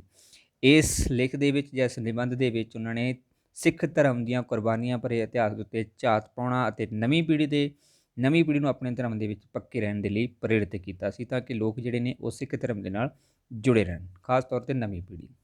ਅਗਲਾ ਪਾਰਟ ਆਉਂਦਾ ਹੈ ਦਾਰਸ਼ਨਿਕ ਨਿਬੰਧ, ਜਿਹਦੇ ਵਿੱਚ ਵਿਚਾਰਾਤਮਕ ਨਿਬੰਧ ਜਿਹੜੇ ਆ ਉਹ ਪੇਸ਼ ਕੀਤੇ ਗਏ ਹੈਗੇ ਨੇਗੇ। ਸੋ ਪਹਿਲਾ ਹੈ ਸੁੱਖ ਦੁੱਖ, ਜੋ ਕਿ ਕਲਮ ਦੀ ਕਰਾਮਾਤ ਦੇ ਵਿੱਚੋਂ ਲਿਆ ਗਿਆ ਹੈਗਾ ਗਾ। ਸੋ ਇਸ ਨਿਬੰਧ ਦੇ ਵਿੱਚ ਡਾਕਟਰ ਬਲਬੀਰ ਸਿੰਘ ਨੇ ਮੌਤ ਤੋਂ ਬਾਅਦ ਦੀ ਅਵਸਥਾ, ਕੁਝ ਨਹੀਂ ਦੀ ਫਿਲਾਸਫੀ, ਸੁੱਖ ਦੁੱਖ, ਇਹਨਾਂ ਬਾਰੇ ਬੜੇ ਬੌਧਿਕ ਤਰੀਕੇ ਦੇ ਨਾਲ ਜਿਹੜਾ ਹੈ ਚਿੰਤਨ ਪ੍ਰਗਟਾਵਾ ਕੀਤਾ ਹੈ ਕਿ ਮੌਤ ਤੋਂ ਬਾਅਦ ਦੀ ਅਵਸਥਾ ਕਿਹੋ ਜਿਹੀ ਹੋਵੇਗੀ। ਕੁਝ ਨਹੀਂ ਦੀ ਫਿਲਾਸਫੀ, ਜਾਣੀ ਕਿ ਕੁਝ ਵੀ ਨਹੀਂ ਹੈ, ਉਸ ਦੀ ਫਿਲਾਸਫੀ ਨੂੰ ਜਿਹੜਾ ਹੈ ਪ੍ਰੈਜ਼ੈਂਟ ਕੀਤਾ ਹੈ, ਅਤੇ ਸੁੱਖ ਦੁੱਖ ਕੀ ਹੈ ਉਸ ਬਾਰੇ ਪੇਸ਼ ਕੀਤਾ ਹੈ। ਇਹ ਦਾਰਸ਼ਨਿਕ ਰੂਪ ਦੇ ਵਿੱਚ ਹੈ। ਦੂਸਰੀ ਰਚਨਾ ਹੈ ਜਾਂ ਦੂਸਰਾ ਨਿਬੰਧ ਹੈ ਸੱਚ ਦੀ ਸੂਰਤ, ਜੋ ਕਿ ਲੰਬੀ ਨਾਦਰ ਦੇ ਵਿੱਚੋਂ ਲਿਆ ਹੈ। ਇਹ ਵੀ ਦਾਰਸ਼ਨਿਕ ਨਿਬੰਧ ਹੈ। ਇਸ ਦੇ ਵਿੱਚ ਗੁਰੂ ਨਾਨਕ ਦੇਵ ਜੀ ਦੀ ਫਿਲਾਸਫੀ ਦੇ ਪ੍ਰਮੁੱਖ ਪਹਿਲੂਆਂ ਦੀ ਜਿਹੜੀ ਵਿਆਖਿਆ ਹੈ ਉਹ ਇਸ ਨਿਬੰਧ ਦੇ ਵਿੱਚ ਕੀਤੀ ਹੈਗੀ ਆ। ਤੀਸਰਾ ਨਿਬੰਧ ਹੈ ਸਰਬਕਾਲ, ਜੋ ਕਿ ਲੰਬੀ ਨਾਦਰ ਦੇ ਵਿੱਚੋਂ ਹੀ ਲਿਆ ਹੈਗਾ ਗਾ। ਸੋ ਇਸ ਦਾ ਜਿਹੜਾ ਮੁੱਖ ਵਿਸ਼ਾ ਰਿਹਾ ਹੈ ਉਹ ਨੁਕਤਾ ਦ੍ਰਿੜਤਾ ਹੈ, ਜੋ ਕਿ ਮਨੁੱਖ ਦੁਨਿਆਵੀ ਸਮੇਂ ਦੀਆਂ ਹੱਦਬੰਦੀਆਂ ਤੋਂ ਉੱਪਰ ਉੱਠ ਕੇ ਆਪਣੇ ਅੰਦਰਲੇ ਨਾਲ ਇਕਸਾਰ ਹੋ ਜਾਂਦਾ ਹੈ, ਅਤੇ ਉਸ ਦਾ ਸਰਬਕਾਲ ਜਾਣੀ ਕਿ ਸਾਰਾ ਸਮਾਂ ਜਿਹੜਾ ਹੈ ਉਹ ਸਫਲ ਹੋ ਜਾਂਦਾ ਹੈ ਜਦੋਂ ਉਹ ਅੰਦਰਲੇ ਮਨੁੱਖ ਤੇ ਬਾਹਰਲੇ ਮਨੁੱਖ ਦੇ ਨਾਲ ਜੁੜ ਜਾਂਦਾ ਹੈ, ਇਕਸਾਰ ਹੋ ਜਾਂਦਾ ਹੈ। ਨੈਕਸਟ ਹੈ ਅਗਲਾ ਨਿਬੰਧ ਮੈਨਾ। ਸੋ ਨਿਬੰਧ ਦੇ ਵਿੱਚ ਮਨੁੱਖ ਦੀ ਅੰਤਮ ਹੋਣੀ ਦੇ ਵੱਲ ਇਹਨਾਂ ਦੇ ਵਿੱਚ ਸੰਕੇਤ ਕੀਤਾ ਹੈ ਮੈਨਾ ਨਿਬੰਧ ਦੇ ਵਿੱਚ। ਅਗਲੀ ਰਚਨਾ ਹੈ, ਅਗਲਾ ਨਿਬੰਧ ਹੈ ਅਮੁੱਲਵਾਦ, ਜਿਹੜਾ ਕਿ 94ਵੇਂ ਨਿਬੰਧ ਦੇ ਵਿੱਚ ਸ਼ਾਮਲ ਹੈ। ਸੋ ਇਸ ਦੇ ਵਿੱਚ ਗੁਰੂ ਨਾਨਕ ਦੇਵ ਜੀ ਦੀ ਬਾਣੀ ਦੇ ਵਿੱਚ ਵਿਧਾਂਤ ਦਾ ਅਸਰ ਕਿੰਨਾ ਕੁ ਹੈ, ਇਸ ਬਾਰੇ ਜਿਹੜਾ ਡਿਸਕਸ ਕੀਤਾ ਗਿਆ ਹੈ, ਅਤੇ ਕੀ ਇਹ ਅਗਰ ਉਦਾਹਰਨ ਮਾਤਰ ਹੈ ਜਾਂ ਸਿਧਾਂਤਕ ਵੀ ਹੈ। ਸੋ ਇਹਨਾਂ ਪ੍ਰਸ਼ਨਾਂ ਦੇ ਜਿਹੜੇ ਉੱਤਰ ਦੇਣ ਦੀ ਕੋਸ਼ਿਸ਼, ਇਹਨਾਂ ਪ੍ਰਸ਼ਨਾਂ ਬਾਰੇ ਜਾਣਨ ਦੀ ਕੋਸ਼ਿਸ਼ ਕੀਤੀ ਗਈ ਹੈਗੀ ਆ। ਸੋ ਅਗਲਾ ਹੈ ਸਮਾਜਿਕ ਅਤੇ ਸਦਾਚਾਰਕ ਨਿਬੰਧ। ਸੋ ਇਸ ਨਿਬੰਧ ਦੇ ਵਿੱਚ ਪਹਿਲਾ ਨਿਬੰਧ ਹੁੰਦਾ ਹੈ ਸਿੱਖੀ ਮੰਡਲ ਵਿੱਚ ਇਸਤਰੀ ਦਾ ਦਰਜਾ, ਕਲਮ ਦੀ ਕਰਾਮਾਤ ਦੇ ਵਿੱਚੋਂ ਲਿਆ ਗਿਆ ਹੈ। ਔਰਤ ਦੀ ਸਥਿਤੀ ਨੂੰ ਸਮਾਜਿਕ, ਧਾਰਮਿਕ ਅਤੇ ਇਤਿਹਾਸਕ ਸੰਦਰਭ ਦੇ ਵਿੱਚ ਵਾਜਿਆ ਗਿਆ ਹੈ ਕਿ ਸਿੱਖਾਂ ਦੇ ਵਿੱਚ ਜਿਹੜਾ ਕਹਿੰਦੇ ਸਿੱਖੀ ਮੰਡਲ ਦੇ ਵਿੱਚ ਜਾਂ ਸਿੱਖ ਧਰਮ ਦੇ ਵਿੱਚ ਇਸਤਰੀ ਦੀ ਸਥਿਤੀ ਜਿਹੜੀ ਹੈ ਕਿਹੋ ਜਿਹੀ ਹੈ। ਸੋ ਸਾਰੀਆਂ ਸਥਿਤੀਆਂ ਦੀ ਗੱਲ ਕੀਤੀ ਹੈ, ਸਮਾਜਿਕ, ਧਾਰਮਿਕ ਅਤੇ ਇਤਿਹਾਸਕ ਦੋਨਾਂ ਦੇ ਵਿੱਚ ਇਸ ਨੂੰ ਜਿਹੜਾ ਹੈ ਕੰਪੇਅਰ ਕੀਤਾ ਗਿਆ। ਅਗਲਾ ਨਿਬੰਧ ਹੈ ਸਮਾਜਿਕ ਦੇ ਨਾਲ ਸੰਬੰਧਿਤ ਅਤੇ ਸਦਾਚਾਰ ਦੇ ਨਾਲ ਸੰਬੰਧਿਤ ਗੁਰਮੁਖ। ਸੋ ਕਲਮ ਦੀ ਕਰਾਮਾਤ ਦੇ ਵਿੱਚ ਹੀ ਇਹ ਸ਼ਾਮਲ ਹੈ। ਸਿੱਖ ਸਦਾਚਾਰ ਦੇ ਵਿੱਚ ਗੁਰਮੁਖ ਇਖਲਾਕੀ ਉੱਚਤਾ ਦੇ ਨਾਲ ਸੰਬੰਧਿਤ ਸੰਕਲਪ ਹੈ, ਜੋ ਮਨੁੱਖੀ ਕਿਰਦਾਰ ਦੇ ਚੰਗੇਰੇਪਨ ਦੀ ਸਿਖਰ ਮੰਨਿਆ ਜਾਂਦਾ ਹੈ। ਯਾਨੀ ਕਿ ਸਿੱਖ ਜਿਹੜੇ ਨੇ ਉਹ ਸਦਾਚਾਰਕ ਦੇ ਕੇ ਅਤੇ ਇੱਕ ਚੰਗੇਰੇਪਨ ਦਾ ਜਿਹੜਾ ਸੰਕੇਤ ਮੰਨੇ ਜਾਂਦੇ ਨੇ, ਸਿਖਰ ਮੰਨੇ ਜਾਂਦੇ ਹੈਗੇ ਨੇ ਸਿੱਖ। ਅਗਲੀ ਰਚਨਾ ਹੈ ਮਿਸਤਵਾਦ, ਆਸੰਕਲਤ ਦੇ ਵਿੱਚ ਆਉਂਦਾ ਹੈ। ਸੋ ਇਹ ਨਿਬੰਧ ਦੇ ਵਿੱਚ ਲੇਖਕ ਨੇ 3 ਸਮਾਜਿਕ ਤੱਤਾਂ ਦੀ ਕਰੜੀ ਆਲੋਚਨਾ ਕੀਤੀ ਹੈ, ਜਿਹਦੇ ਵਿੱਚ ਪਹਿਲਾ ਤੱਤ ਹੈ ਜਾਤ ਪਾਤ ਦੇ ਆਧਾਰ 'ਤੇ ਭੇਦਭਾਵ ਦੀ ਜਿਹੜੀ ਹੈ ਆਲੋਚਨਾ ਕੀਤੀ ਹੈ। ਦੂਜਾ ਹੈ ਕਰਮਕਾਂਡੀ ਸ਼ਰਧਾ ਦੀ ਓੜ ਦੀ ਜਿਹੜੀ ਆਲੋਚਨਾ ਕੀਤੀ ਹੈ, ਅਤੇ ਤੀਸਰਾ ਹੈ ਸਾਹਿਤਕਾਰਾਂ ਉੱਤੇ ਪਾਬੰਦੀ। ਸੋ ਇਹਨਾਂ ਦੀ ਜਿਹੜੀ ਹੈ ਆਲੋਚਨਾ ਕੀਤੀ ਗਈ ਹੈਗੀ ਹੈ ਡਾਕਟਰ ਬਲਬੀਰ ਸਿੰਘ ਜੀ ਦੇ ਦੁਆਰਾ। ਅਗਲਾ ਪਾਰਟ ਹੈ ਸਾਹਿਤਕ ਅਤੇ ਆਲੋਚਨਾਤਮਕ ਨਿਬੰਧ।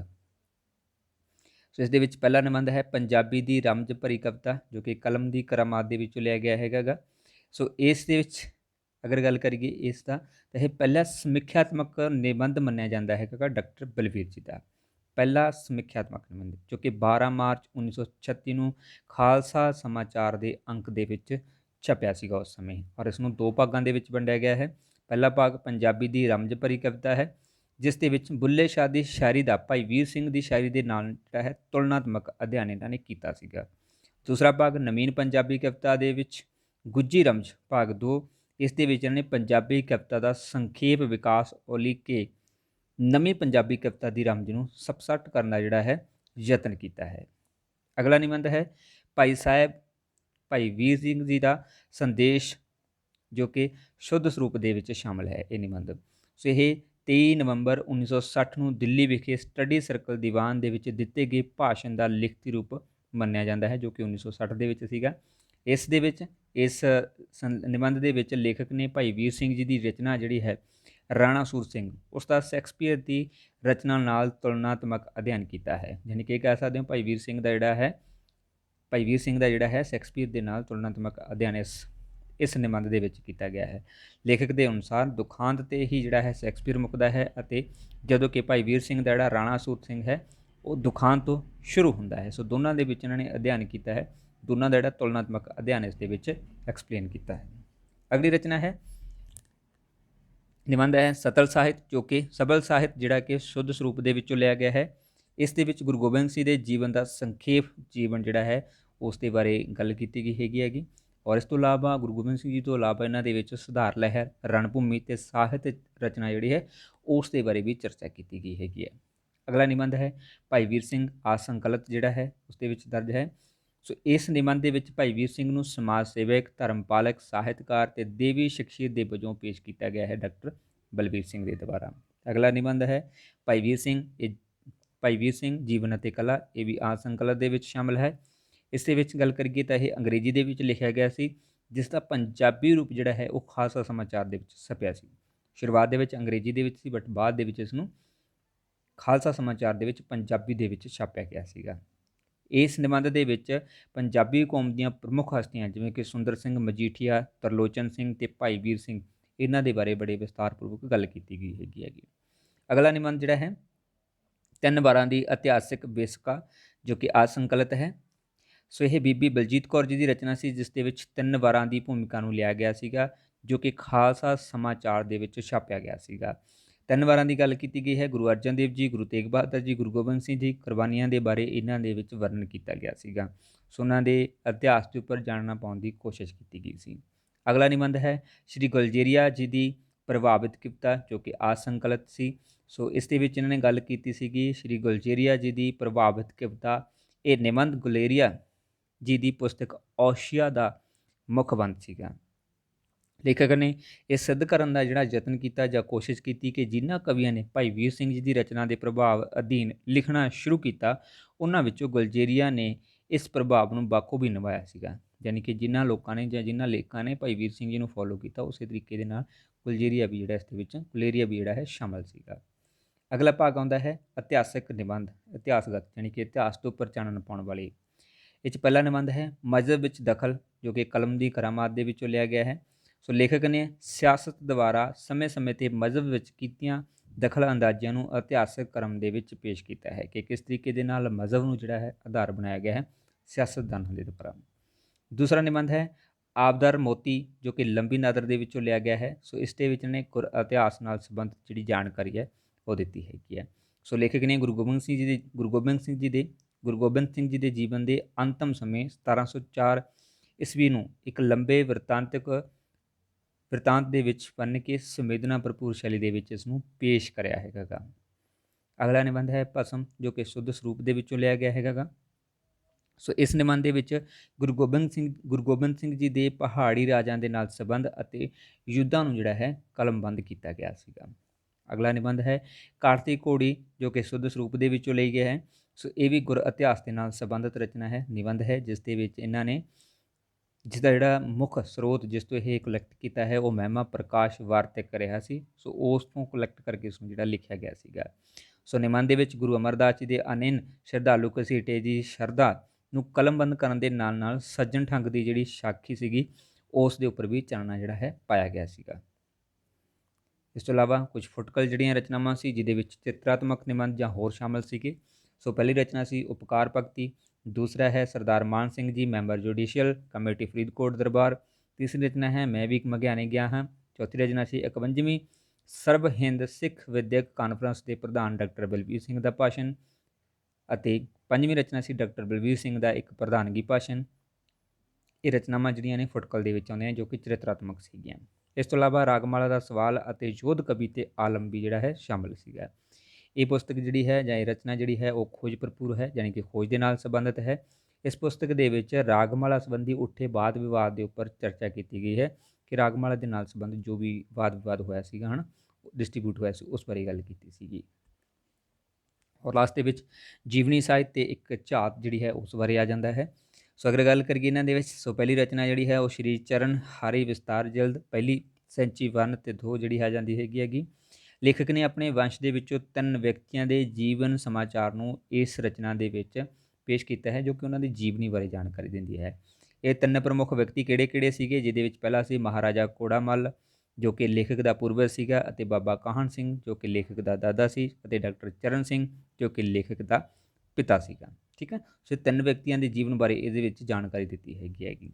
ਇਹਨਾਂ ਤੋਂ ਇਲਾਵਾ ਡਾਕਟਰ ਬਲਬੀਰ ਸਿੰਘ ਨੇ 1716 ਤੋਂ ਲੈ ਕੇ 1752 ਤੱਕ ਦੇ ਰਾਜਨੀਤਿਕ, ਧਾਰਮਿਕ ਤੇ ਸਾਹਿਤਕ ਵਾਤਾਵਰਣ ਨੂੰ ਵੀ ਇਸ ਪੁਸਤਕ ਦੇ ਵਿੱਚ ਪੇਸ਼ ਕੀਤਾ ਹੈ। ਦੂਸਰੀ ਰਚਨਾ ਸ਼੍ਰੀ ਚਰਨ ਹਾਰੇ ਵਿਸਤਾਰ ਜਿਲਦ ਤੋਂ 2। ਸੋ ਇਸ ਦੇ ਵਿੱਚ ਜਿਹੜਾ ਹੈ ਉਹਨਾਂ ਨੇ ਆਪਣੇ ਪਿਤਾ ਦੀਆਂ ਜਿਹੜੀਆਂ ਰਚਨਾਵਾਂ ਸੀਗੀਆਂ, ਯਾਨੀ ਕਿ ਡਾਕਟਰ ਚਰਨ ਸਿੰਘ ਦੀਆਂ ਜਿਹੜੀਆਂ ਰਚਨਾਵਾਂ ਸੀ ਉਹਨਾਂ ਦੇ ਬਾਰੇ ਵਿਸਤਾਰਪੂਰਵਕ ਗੱਲ ਕੀਤੀ ਹੈ, ਜ਼ਿਕਰ ਕੀਤਾ ਹੈਗਾ।